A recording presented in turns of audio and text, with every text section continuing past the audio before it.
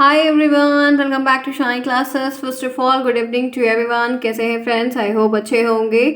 आइए शुरुआत करते हैं। चलिए आज की इस क्लास की, जहां पर मैं आपको साइंस के अति लघु उत्तरीय टाइप के क्वेश्चंस करवाऊंगी, ना कि ऑब्जेक्टिव है। हर क्वेश्चन ऑब्जेक्टिव नहीं होता है।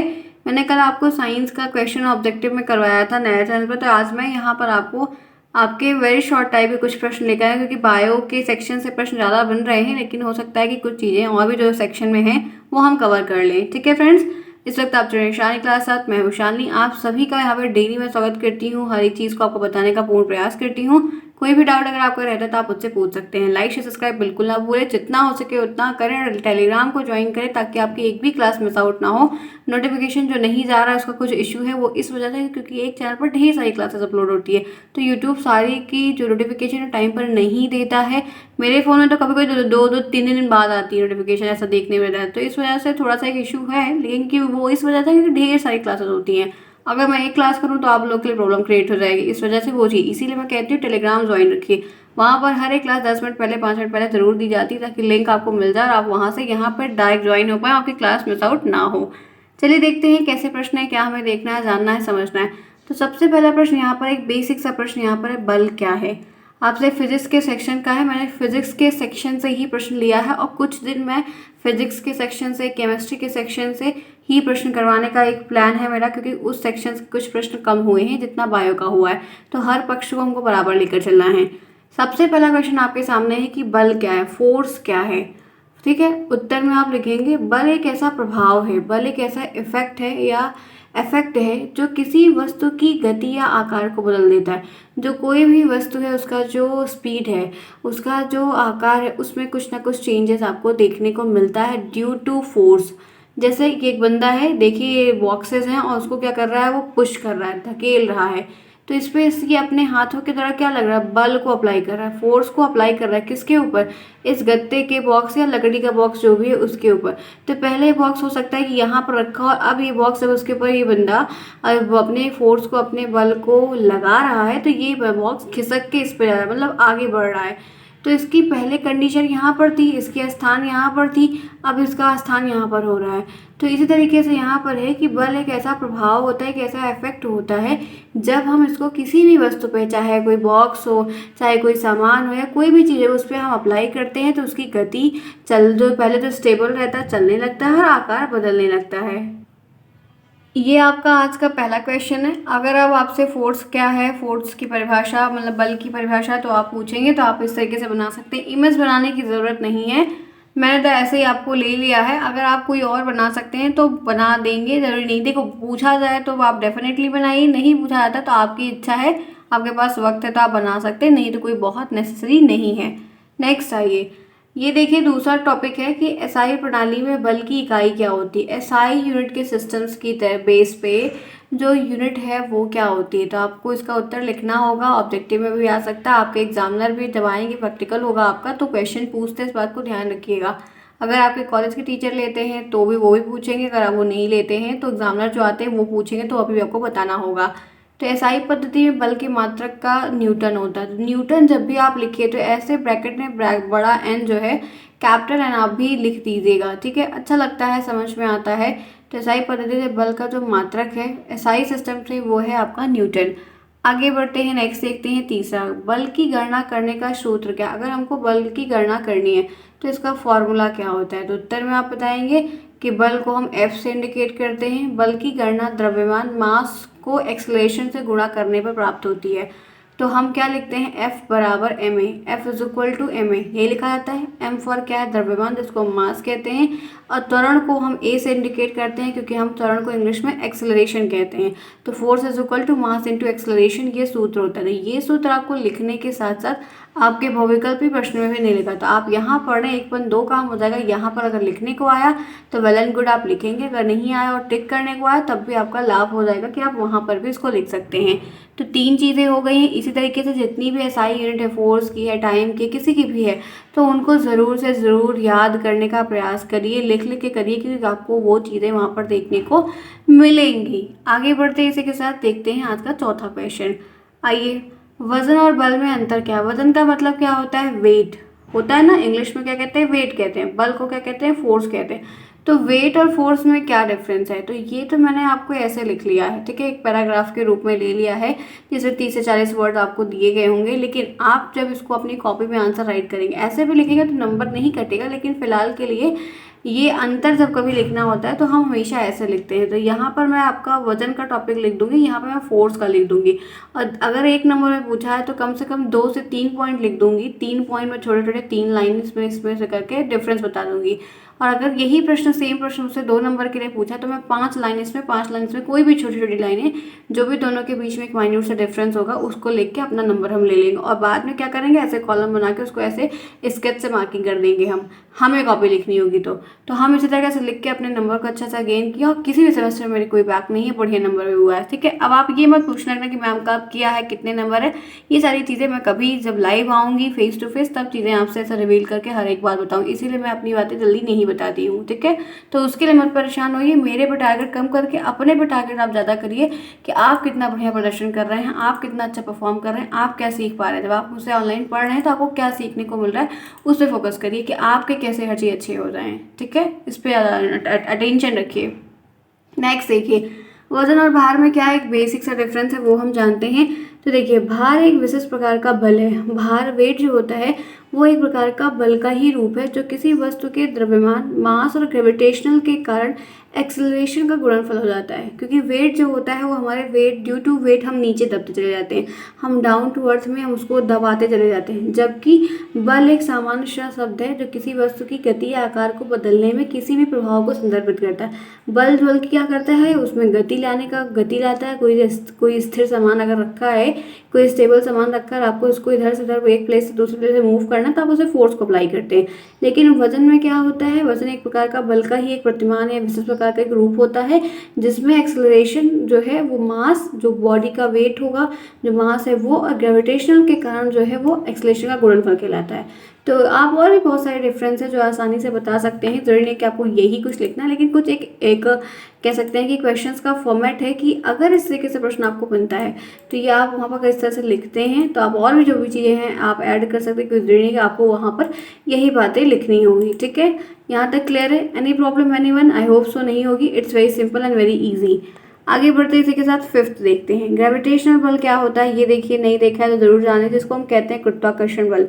अब गुरुत्वाकर्षण बल के बारे में बात करते हैं तो आपने इसके बारे में सुना है कि हर एक चीज़ जितनी भी होती है due to law of attraction, ये हमेशा अर्थ की तरफ पुल होती है। यही आपने पढ़ा है, यही हमने सभी ने यही शुरू से पढ़ा है कि कोई भी चीज़ अगर हम ऊपर उछाल रहे हैं या कुछ भी है तो वो हमेशा नीचे की तरफ गिरती है, पुल डाउन होती है, वो भी ड्यू टू ग्रेविटी, ठीक है, ग्रेविटी के कारण होती है। तो ये ग्रेविटी आखिर है क्या, तो इसको हम कहते हैं इंग्लिश में ग्रेविटेशनल फोर्स, हिंदी में कहते हैं गुरुत्वाकर्षण बल। गुरुत्वाकर्षण बल एक ऐसा बल होता है, एक ऐसा फोर्स होता है जो दो वस्तुओं को उनके मास के कारण एक दूसरे से अट्रैक्ट करता है। हर एक चीज़ का अपना एक मास होता है, ठीक है, बॉडी का अपना मास है, हर सामान का अपना मास है। तो कोई भी दो वस्तुएं हैं, उनका दोनों वस्तु का जो अपना अलग अलग मास है, द्रव्यमान है, उसके कारण वो एक दूसरे को अट्रैक्ट करता है। तो यही है आपके गुरुत्वाकर्षण का नियम, जिसकी वजह से आप कोई भी चीज़ करते हैं तो वो हमेशा, वो पत्ती है तभी नीचे गिरेगी, फल है तब भी नीचे गिरा। आप ये देख सकते हैं कि न्यूटन ने इसकी खोज की थी और इनके ऊपर से सेब सर पे गिरा, सेब फिर यहाँ पर गिरा, ठीक है। फिलहाल के लिए अच्छा है। हिमाचल में मैंने सेब के पेड़ को देखा, काफ़ी सुंदर दृश्य है। आई होप सो आपने में किसी ने देखा ज़रूर होगा। तो हिमाचल के एरिया में, कुल्लू मनाली के एरिया में वहाँ पर बहुत सारा है, ठीक है। तो ये आपका क्या है, फिफ्थ का क्वेश्चन है। अब और भी अगर अपने मन में कोई है तो आप आराम से लिख सकते, यही लिखना कोई नेसेसरी नहीं। मैं सिर्फ क्वेश्चंस के टाइप को और एक नंबर के लिए इतना लिखने के लिए, छोटे छोटे एग्जांपल्स देने के लिए आपको बता रही हूँ कि आप ऐसे एग्जांपल्स दिखा कर, लिख कर वहाँ पे अपने नंबर गेन कर सकते हैं। आगे बढ़ते इसी के साथ 6 देखते हैं, पृथ्वी पर गुरुत्वाकर्षण के कारण त्वरण क्या है। तो आपको मालूम है कि पृथ्वी पर गुरुत्वीय त्वरण का जो एक मेजरमेंट का नापना है वो 9.8 मीटर पर सेकेंड, ठीक है, भूलना नहीं।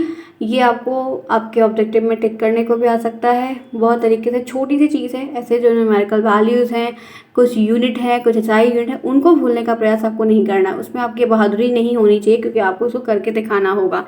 आगे बढ़ते इसी के साथ चलते हैं, नेक्स्ट देखते हैं सातवां यहाँ पर आपसे क्या कहा जा रहा है, नेट बल क्या होता है। एक नेट बल है, नेट एकदम फिक्स एग्जैक्ट फोर्स, वो क्या होता है। तो जो प्योर बल होता है, जो प्योरली अप्लाइड होता है, प्योर बल किसी वस्तु पर लगाने वाले सभी बलों के योग का हो। ये सभी बलों का योग होता है। जितने भी ऐसे फोर्स अप्लाई करते हैं तो हम विभिन्न विभिन्न तरीके से फोर्स अप्लाई कर सकते हैं।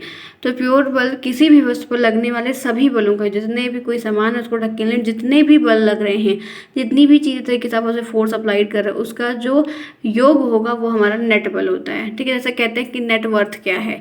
नेटवर्थ का मतलब है कि हर एक महीने की वर्थ नहीं, आपकी साल भर की इनकम क्या है। ठीक है, तो इसीलिए नेट बल भी इसी तरीके से, जैसे नेटवर्थ वैसे नेट बल। क्लियर? Any problem anyone? नहीं होनी चाहिए। चलिए फटाफट क्लास को लाइक करिए, जिन्होंने क्लास को अभी तक नहीं लाइक किया है, do it fast each and everyone. चलिए फटाफट क्लास में आने का प्रयास करिए। फिलहाल उम्मीद है कि सभी लोग टाइम पर अपनी क्लासेस देख रहे हैं। क्वेश्चंस हैं, आपको हर तरीके से कराया जाए। जब तक एग्जाम की डेट नहीं क्लैरिफाई होती तब तक हमको इसी तरीके से अपनी क्वांटिटी को मेंटेन रखना। अगर हमने ब्रेक लिया तो फिर वो ब्रेक हमारा ब्रेकडाउन से बदल जाएगा, फिर आप पढ़ा हुआ वहाँ पर गलत करके आने की पूरी चांसेस आपकी है। ठीक है, ध्यान रखिएगा। वैसे भी वैकेंसी की दिक्कतें हैं, तो फिर अब आपको ध्यान रखना है कि आपको करके अपने पास रखना है। जब भी चीज़ें होंगी हम लोग उसके आगे काम बढ़ के अपना काम कर लेंगे। चलिए फिर से आगे बढ़ते हैं। यहाँ तक क्लियर है सबको? चलिए आ जाओ, 8th पे आ जाओ। संतुलित और असंतुलित बल में क्या अंतर है? बैलेंस और अनबैलेंस या इम्बैलेंस कह सकते हैं, इन दोनों में क्या डिफरेंस है? इसको भी आपको वैसे ही पार्टीशन करके आराम से लिखना है, चीज़ें आपकी शॉर्ट आउट हो जाएंगी। अब इसमें क्या कह रहा है कि संतुलित बल एक दूसरे को रद्द कर देते हैं और किसी वस्तु की गति को नहीं बदलते हैं, जबकि असंतुलित बल जो होता है परिणाम स्वरूप वस्तु की गति में परिवर्तन करता है। संतुलित बल यानी कि बैलेंस वेट। बैलेंस वेट क्या होता है कि वो एक दूसरे को बराबर कर, ना तुम ज़्यादा ना हम ज़्यादा, दोनों इक्वली इक्वली होते हैं। इनकी गति भी जो होती है वो एकदम समान तरीके से अगर चलेगी तो समान रहेगी, नहीं अगर स्टेबल है तो स्टेबल रहेगी। गति में उतना खास विशेष चेंज नहीं आता है, क्योंकि वो चीज़ें क्या है, बैलेंस है। जैसे ट्रेन की पटरी पर देखो, दोनों पहिए अपनी सेम दूरी पर रहते हैं, बैलेंस रहते हैं। तो उसी तरीके से है कि ये एक दूसरे का जो प्रभाव है उसको रद्द कर देते हैं, क्योंकि एक दूसरे का पलड़ा ये थामे रहते हैं। लेकिन इम्बैलेंस में क्या होता है, असंतुलित बल में परिणाम स्वरूप गति में परिवर्तन है, क्योंकि एक जो है ऊपर, जैसे सीसा वाला झूला होता है ऊपर नीचे जाता है, ऐसे बहुत सारी चीज़ें होती हैं, तो वो एक दूसरे की गति में काफ़ी चेंजेस ले आते हैं, क्योंकि वो एक दूसरे के प्रभाव को कम या बराबर नहीं कर पाते हैं। इसी वजह किसी का वेट ज़्यादा होगा, किसी का बल किसी का कम होगा, किसी का हल्का लाइट वेट होगा, किसी का कुछ होगा, किसी को कोई सपोर्ट होगा, किसी को कोई सपोर्ट नहीं होगा, तो कुछ इस तरीके से। क्लियर? 8 प्रश्न तक किसी का कोई प्रॉब्लम है? मैंने कॉन्टिन्यूस आपको हर एक चीज़ बताने का प्रयास किया, और इसी तरीके से प्रश्न आपको छोटे छोटे आएंगे, बेसिक बेसिक चीज़ें आएंगी। कुछ चीज़ें हमें ध्यान से रखते हुए पढ़नी है, तो चीज़ें हो जाएंगी, बहुत परेशान नहीं होना है। बेसिक तरीके से आपकी हर एक चीज़ सॉल्व हो जाएगी अगर आप करेंगे तो। यहाँ तक क्लियर है फ्रेंड्स? चलिए आइए इसी के साथ आगे बढ़ते हैं। 9th प्रश्न देखते हैं यहाँ पर क्या चीज़ें हैं, समझ में आ जाएगा। 9th क्वेश्चन यहाँ पर आराम से देखिए, क्या चीज़ें हैं वो हमें पता चलेगा। घर्षण क्या है? फ्रिक्शन का आपका एक टॉपिक है, मतलब तो ये चीज़ें यहाँ पर क्या है। घर्षण क्या है, एक परिभाषा आपसे पूछी जाती है नॉर्मल तरीके से कि घर्षण क्या है। तो घर्षण वह बल है जो संपर्क में दो सतह की बीच की गति का विरोध करता है। हमेशा दो सरफेस एक साथ है, कोई सरफेस होगा उसके ऊपर आप जानते हैं कि कोई चीज़ खिसक रही है या आगे बढ़ रही है, तो दो सरफेस के बीच में उसमें कनेक्शन रहता है। तो दो सतह का आप वो दोनों सतह आपस में एक दूसरे का क्या करती हैं, पूरा विरोध करती हैं। वह घर्षण बल एक ऐसा बल होता है जो दो संपर्क में आए हुए किसी भी सामान की जो सरफेस होती है उनके बीच की गति का वो फुली विरोध करता है। ठीक है, क्या करता है, विरोध करता है। जैसे आप देख सकते हैं कि ये यहाँ पर आपको ऐसे कोई चीज़ कहीं पे ऊपर हमें चढ़ानी है, ठीक है, अगर कि नीचे करनी होती है तो वो आराम से स्लिप कर जाती है, हमें उतनी प्रॉब्लम नहीं होती है। लेकिन जब हमें किसी ढलाई के ऊपर की ओर चढ़ना होता है तो वो चीज़ हमें हमारा विरोध करती है। जैसे आप देखिए रेलवे प्लेटफॉर्म पे आप जाते हैं तो जब हमें उतरना रहता है तो हम हमारे पैर कितने धीरे गिरते हैं, लेकिन जब कभी हमें ऊपर चढ़ना होता है अगेन बैक टू होम, तो आप देखते हैं फिर हमें वो मेहनत लग जाती है। तो इसी तरीके से ये सरफेस और ये जो आपकी सतह है इसका आपने फोर्सेस के ऊपर अप्लाई किया, लेकिन ये इसका सपोर्ट नहीं कर, विरोध करता है, तो वो चीज़ें हमें और मेहनत करनी पड़ती है। ठीक है, आगे बढ़ते हैं इसी के साथ। नेक्स्ट देखते हैं 10th क्वेश्चन क्या है। स्थिर घर्षण क्या होता है, स्टैटिक फोर्स क्या होता है, स्टैटिक फ्रिक्शनल फोर्स क्या होता है। तो कह रहा है कि स्टैटिक घर्षण वह घर्षण वाला एक ऐसा फ्रिक्शनल फोर्स है जो दो सतहों को आराम की स्थिति में एक दूसरे से फिसलने से रोकता है। जो दो सरफेस होता है उनकी आराम की स्थिति से एक दूसरे के ऊपर स्लिप करने से वो उसको रोकता है। स्लिप करने में आसानी से वो चीज़ स्लिप नहीं हो पाती हैं, क्योंकि वो एक दूसरे का क्या करते हैं, विरोध करते हैं। क्लियर? देखिए सारी तो इसमें नहीं आएगी, ये क्लियर है, लेकिन ये टॉपिक आपके फोर्स से संबंधित है और बहुत सारी चीज़ें हैं, तो इस वजह से हम यहाँ पे आराम से देख सकते हैं कि आपको अगर इसमें से कोई भी चीज़ें आ जाती हैं, एक दो परिभाषाएं मेनली पूछी गई हैं, कुछ चेंज नहीं भी हैं, तो अगर आएगी तो आप बनाकर लिख पाएँ, इसीलिए वो टॉपिक का क्लियरेंस होना चाहिए। क्लियर है यहाँ तक? तो ये 10th हो गया। आगे बात कर लेते हैं गतिज घर्षण। अब ये क्या होता है, जैसे आपने गतिज ऊर्जा के बारे में देखा है, थोड़ी थोड़ी चीज़ें ऐसी अवेयरनेस के साथ देख लो, मे भी राय है, क्योंकि जैसे आप सीरीज राधन की क्योंकि तो बहुत सारी चीज़ें हैं जो बाहर से दी हैं, तो वही यहाँ पर हमें ध्यान रखना है, ठीक है। काइनेटिक घर्षण वह घर्षण बल होता है जो दो सतहों की, दो सरफेस की गति का विरोध करता है, जो एक दूसरे के पीछे ढकेलने का प्रयास करती हैं, ठीक है। इसी तरह जैसे काइनेटिक एनर्जी, पोटेंशियल एनर्जी, उन सब चीज़ों से आपको ध्यान रखना होगा, चीज़ें आप आराम से कर लेंगे, ठीक है। आगे बढ़िए इसी के साथ, तो ये चीज़ें आपकी हो गई हैं। देखते हैं नेक्स्ट क्या है। आगे बढ़े, यहाँ तक क्लियर है, समझ में आ रही बातें? चलिए नेक्स्ट देखिए, घर्षण का गुणांक क्या है।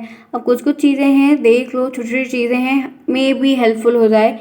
यहाँ पर घर्षण के गुणांक की बात है, तो घर्षण का गुणांक एक ऐसा मान होता है, कैसे मेजरमेंट की वैल्यू है जो दो संपर्क में आए हुए सरफेस किसी भी सामान के घर्षण की विशेषताओं का प्रतिनिधित्व करता है, वो एक एग्जैक्टली वैल्यू बताता है हमें। फिलहाल जब ये कभी मेजरमेंट किसी बड़ी सामान का करना है या कोई चीज़ बड़े अमाउंट में है, तब हम इनका प्रयोग करते हैं। आगे बढ़ते हैं, बल और एक्सलेशन के बीच में क्या संबंध है, बल और त्वरण में क्या संबंध है इन दोनों के बीच में। तो बल और एक्सलेशन एक दूसरे के समानुपाती होते हैं, यदि बल बढ़ता है तो एक्सलेशन भी बढ़ता है। इस तरीके से काफ़ी चीज़ें पूछी जाती हैं, फोर्स के बारे में काफ़ी कुछ, एनर्जी के बारे में पूछ लिया जाता है, या आपको मास के बारे में भी ऐसा कुछ पूछ लिया जाता है, ये चीज़ घटेगी तो वो चीज़ बढ़ेगी, ऐसा बॉइलिंग पॉइंट और मेल्टिंग पॉइंट के साथ भी पूछ लिया जाता है कि अगर हम इतने सेल्सियस पे करके हीट करते हैं तो क्या क्या चीज़ें हो जाएंगी। तो ये चीज़ें हमसे अक्सर पूछ ली जाती हैं कि आपका बल और एक्सलेशन एक दूसरे के समानुपाती होता है, यदि बल हमारा इंक्रीज होगा तो हमारा एक्सलेशन भी इंक्रीज होगा। ये आपको आपके ऑब्जेक्टिव में भी देखने को मिल सकता है, इस बात के लिए ध्यान रखिएगा। नेक्स्ट आते हैं, तो देखते हैं 14th क्वेश्चन, न्यूटन की गति का प्रथम नियम क्या है। Newton first law of motion, इनके तीनों नियम काफ़ी इंपॉर्टेंट हैं, आपको एक एक दो दो कम से कम एग्जाम्पल और जो आपकी परिभाषा है वो आपको ध्यान रखनी होगी। तो बात करते हैं न्यूटन की गति के नियम। प्रथम नियम में कहा गया है कि यदि यदि कहा गया है एक स्थिर वस्तु स्थिर ही रहेगी, एक स्टेबल कोई सामान है वो तब तक स्टेबल रहेगा, और एक गतिमान वस्तु एक ही स्थिर वेग से गति करेगी जब तक कोई उसे बाहरी बल नहीं लगाया। यानी कि कोई आपने कोई एक बॉक्स का गत्ता है वो किसी टेबल पर अगर रख दिया है, तो वो वैसा का वैसा आज रखा है, तो आपको 3 दिन बाद, 4 दिन बाद, 10 दिन बाद भी वैसा का वैसा ही मिलेगा, जब तक उस पर कोई बाहरी बल या कोई और उसको उठाकर कहीं पर नहीं रखता है। और या जैसे आपने गाड़ी से, आप कार चला रहे हैं, मतलब बाइक चला रहे हैं, तो आप जानते हैं कि 5 गियर होता है आपकी कार में और बाइक में भी, ये बात पता है? चलिए नहीं पता है कोई बात नहीं।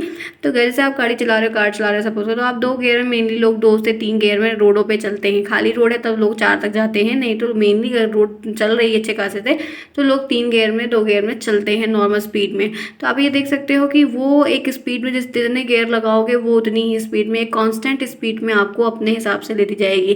जैसे हम स्कूटी चलाते हैं तो हम जितना एक्सलेटर करते हैं वो उतनी तेज चलते हैं, अगर हमें कांस्टेंट स्पीड आराम से पकड़ के चलेंगे तो वो चीज़ें हमें उसी उतने स्पीड पे रहेगी, तब तक हम उसको एक्सलेटर और तेज़ नहीं करेंगे। तो इसी तरीके से कि कोई सामान अगर कहीं रखा है तो वो उसी तरह से 3-4 दिन 5 दिन रखा रहेगा, जब तक आप उसको उठाकर बाहर से कोई बल या चीज़ों को हटाकर आप इधर उधर हेरफेर नहीं करेंगे। और कोई चीज़ अगर कांस्टेंट वे में चल रही है तो वो उसी में चलती है कि जब तक आप उसमें एक्सटर्नल चीज़ें नहीं करेंगे। तो न्यूटन का जो प्रथम नियम है इसी को हम जड़त्व का नियम कहते हैं और काफ़ी इंपॉर्टेंट है। इस तरीके से आपको कई सारे एग्जाम्पल्स हैं जो वहाँ पर आपको ध्यान रखने होंगे और लिखने को भी आएगा। क्लियर? तो ये ध्यान रखना है कि तीनों नियम और तीनों नियम के एक एक दो एग्जाम्पल आप क्लियर ध्यान रखिए, अगर आए तो लिख लीजिए। नेक्स्ट आइए, दूसरा नियम Newton's law of second motion क्या है। न्यूटन्स की गति के दूसरे नियम में ये कहा गया है कि किसी वस्तु पर लगने वाला प्योर बल, किसी वस्तु पर, किसी भी सामान पर लगने वाला प्योर बल उसके मास और एक्सलेशन के सीधे अनुपाती होता है। सॉरी, क्या होता है? अनुपाती होता है। ठीक है, ध्यान से समझना। इस तरह से तीनों आपको ध्यान रखने हैं और तीनों के एक एक दो छोटे छोटे एग्जांपल्स आपको ध्यान रखने हैं, आपकी चीज़ें सॉल्व हो जाएंगी। अब इसी तरीके से न्यूटन के तीसरा नियम क्या है, तो न्यूटन की गति के तीसरे नियम में कहा गया है कि प्रत्येक क्रिया के बराबर विपरीत प्रतिक्रिया होती है। जितनी भी आप क्रियाएं करेंगे उसका एक विपरीत आपको प्रतिक्रिया देखने को जरूर। आप बॉल को डिप करते हैं, बॉल को दीवार पे मारते हैं तो दीवार वो बॉल आपकी तरफ थ्रो करती है। आप ऊपर की तरफ वो चीज़ फेंकते हैं तो वो तो ग्रेविटेशन के थ्रू होती है, लेकिन मेनली आप दीवार को जो है वो दीवार पे अपनी बॉल ले लो, रबड़ वाली या प्लास्टिक वाली भी ले लोगे तो उसको मारोगे तो वो आपको थ्रो बैक करेगी। या आप कोई इलास्टिक की रबड़ ले लो, रबड़ टाइप का, आप देखो आप चीज़ करोगे तो वो जैसे आप उसको टाइट करोगे, छोड़ोगे तो आपकी आएगी। तो वो चीज़ें आपको देखने को मिलती हैं और वो इसी नियम के अकॉर्डिंग होता है। क्लियर? आगे चलिए, द्रव्यमान और भार में क्या अंतर है। अगर हम बात करते हैं मास की, बात करते हैं वेट की, तो दोनों में क्या डिफरेंस है, क्या चीज़ें हैं। तो यहाँ पर ध्यान रखना है कि द्रव्यमान किसी वस्तु में पदार्थ की मात्रा का माप है। द्रव्यमान जो होता है वो यहाँ पर किसी पदार्थ की मात्रा का जो है वो माप होता है, जबकि वजन जो होता है वो ग्रेविटेशनल फोर्स के कारण वस्तु पर लगाया गया बल होता है। मैं फिर से बोल रही हूँ कि द्रव्यमान मास जो होता है उस पदार्थ की मात्रा का माप होता है। उस पदार्थ में जो जितने अमाउंट में वो मात्रा प्रेजेंट है उसका एक माप है, उसका एक मेथड है। लेकिन जो ग्रेविटेशनल फोर्स होता है वो वस्तु पर लगाए गए बल का होता है। तो ये दोनों में एक छोटा सा माइन्यूट सा डिफरेंस है जो कि आप आराम से कर सकते हैं। अगर पूछा जाए तो आप डिफरेंस बताकर आराम से कर सकते हैं, ठीक है। नेक्स्ट देखिए, तनाव क्या है। तनाव के बारे में क्वेश्चन है, तनाव क्या होता है। तनाव जैसे आप जानते हो कि डोरी आप खींचो या इलास्टिसिटी की चीज़ें आप खींचो, ट्रेवल करो, तो यहाँ पर है कि तनाव वह बल है जो एक डोरी या रस्सी, केबल या तार के माध्यम से प्रेषित होता है, ठीक है। जब किसी विपरीत छोरों से कार्य करने वाली शक्तियों द्वारा कसकर खींचा, जैसे आप दो रबड़ को खींचो, इलास्टिक की स्प्रिंग ले लो, उसको टाइट करके खींचो, उसको छोड़ो तो वो धीरे धीरे करके फिर वैसे कंप्रेस्ड होने लगती है। ऐसे आपको रबड़ की चीज़ें, रबड़ ले लो, कोई रबड़ से आपको रबड़ वो बांधने वाली आती है जिसमें लोग सामान वगैरह बांधते हैं, उसको आप ले लीजिए। कुछ वायर भी इस तरीके के होते हैं, आप ले लीजिए। तो आप वहाँ पर ये जो इलास्टिसिटी वाला गुण होता है वो आपको देखने को आराम से मिलेगा कि इसमें क्या चीज़ें होती हैं, ठीक है। मतलब फैले, दोनों किनारों का आप पकड़ के उसको खींचो, फिर बाद में वो उसे सेम प्लेस पे आ जाए। नेक्स्ट देखिए, 18 क्वेश्चन है, संपीड़न क्या होता है। कंप्रेसिबिलिटी, इसको कंप्रेसिबिलिटी कहते हैं इसको। ये क्या होता है, तो संपीड़न एक बल है। ये क्या है, एक प्रकार का फोर्स है, एक प्रकार का फोर्स है जो किसी वस्तु को निचोड़ने या दबाता है। किसी वस्तु पर इसको जब इस तरह के हम फोर्स को लगाते हैं तो वो चीज़ें या तो दबती हैं या तो वो चीज़ें निचोड़ती हैं, जिससे वह छोटी और अधिक संघन, जिससे वो और छोटी, जैसे आप वो ले लो, आप सोख्ता टाइप का ले लो, कुछ ऐसा समथिंग ले लो, ठीक है। या जैसे आप गुब्बारा वगैरह, कभी गुब्बारा तो फिलहाल फूट जाता है, कुछ चीज़ें ऐसी ले लो जो फूटे ना, और वो चीज़ें आप उसको, और हम लोग उसको दबाते हैं, अक्सर ऐसा करते हैं ना, तो वो चीज़ें हमारी जो है संपीड़न में आती है। जैसे बहुत सारे एग्जाम्पल्स हैं जिनका आप यूज़ करके आराम से लिख सकते हैं, बता सकते हैं। क्लियर। मैंने फ्रेंड्स 18, अच्छा एक और लिया है, कई सारे क्वेश्चंस लिए हैं, जब 21 तक लिया। चलो नेक्स्ट क्या है, तनाव। तनाव के बारे में क्या है, तनन बल वह बल होता है, ये तनाव का बल जो एक ऐसा बल होता है जो किसी पदार्थ को खींचे जाने के माध्यम को संचालित करता है। मतलब जब तनाव करना है, फैलाना है उसको, ठीक है, एकदम क्लियर करना है। जैसे मतलब कि खींचना है, जैसे तान के खींचना, कभी जैसे पुल पुश करना हो तो हम तो कर ले, लेकिन पुल करने पे कुछ चीज़ें ऐसी होती हैं, तो हमें कोई चीज़ कहीं से निकालनी है, करनी है, तो उसको हम अपनी तरफ खींचते हैं, तो वो क्या होता है, वो हमारा तनाव का बल होता है जो उस सामान को निकालने के लिए हम करते हैं। नेक्स्ट देखिए, अपकेंद्री बल किसको कहते हैं। सेंट्रीपिटल फोर्स, जो कि आपके इंग्लिश में कहलाता है, ये क्या होता है। अपकेंद्री बल एक ऐसा बल होता है जो किसी वस्तु को वृत्ताकार पथ पर, यानी कि गोल गोल पथ पर गोल गोल चलाने के लिए, गतिमान रखने की आवश्यकता के लिए आवश्यक कोई भी चीज़ है, उसके राउंड एंड राउंड आपको वो चीज़ें रोटेट करवानी है, चलवानी है, तब ये चीज़ें काम करती हैं। तब केंद्रीय बल वह एक ऐसा बल होता है जो किसी वस्तु को वृत्ताकार पथ में गतिमान रखने के लिए आवश्यक होता है। जैसे कि आप देख सकते हो इस तरह के बहुत सारे झूले होते हैं जो आपके सेंट्रीपिटल फोर्स पर वर्क करते हैं, और इसी का प्रयोग करके हम ये चीज़ों को चलाते हैं। क्लियर। कोई प्रॉब्लम है, आई होप सो नहीं होगी। ऐसे छोटे छोटे क्वेश्चंस मैं आपको और करवाऊंगी, आपको डेली कुछ ना कुछ नया कराने का प्रयास करूंगी, ताकि आपका एक वे बना रहे जब तक हमारी चीज़ें यहाँ पर नहीं होती हैं, ठीक है। तो फ्रेंड्स, ये क्लास मैं करूँगी ऊपर, PDF आपको मिलेगा टेलीग्राम पर। जिन्हें भी चाहिए टेलीग्राम को ज़रूर ज्वाइन कर लीजिए। कोई प्रॉब्लम होती है तो बताइए, लाइक करना बिल्कुल भी नहीं भूलिएगा। अपने टाइम पर आने का प्रयास करिए, चीज़ों को देखिए, समझिए। कोई प्रॉब्लम होती है तो आपको कमेंट बॉक्स में बताना होगा। जो टॉपिक जिस भी सब्जेक्ट में दिक्कत कर रहा है वो आप चैट बॉक्स में नहीं, आपको कमेंट बॉक्स में। मैं चैट बॉक्स में अवेलेबल नहीं रहती हूँ, क्योंकि ऑल टाइम मैं नहीं अवेलेबल हो पाऊँगी, तो इस वजह से आपको वो जो भी टॉपिक फंस रहा है उसको आपको मुझे कमेंट बॉक्स में बताना होगा। मैं कमेंट में टाइम दे के उस चीज़ को करवा के आपका वो शॉर्ट आउट करवा दूँगी, ठीक है। मिलते हैं फिर नेक्स्ट में, तब तक के लिए take care, bye bye, see you soon, best of luck, bye bye.